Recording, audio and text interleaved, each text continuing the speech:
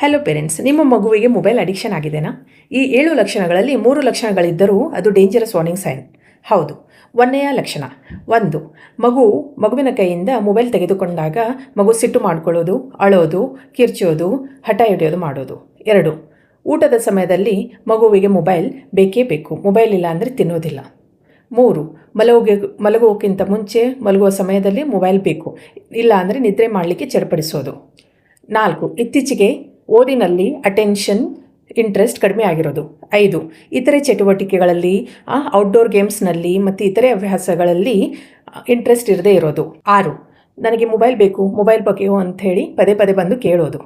7 mobile ಇಲ್ಲ ಅಂದರೆ bore ಆಗ್ತಾಯಿದೆ ಅಂತ ಹೇಳ್ತಾ ಇರೋದು. ಪೇರೆಂಟ್ಸ್, ಈ 7 ಲಕ್ಷಣಗಳಲ್ಲಿ ನಿಮ್ಮ ಮಗುವಿಗೆ ಎಷ್ಟು ಲಕ್ಷಣಗಳಿದೆ ಅಂತ ಅಸೆಸ್ ಮಾಡಿ ನಿಮ್ಮ ಮಗು ಮೊಬೈಲ್ ಅಡಿಕ್ಟೆಡ್ ಆಗಿದೆಯೋ ಇಲ್ಲ ಅಂತ ತಿಳಿದುಕೊಳ್ಳಿ.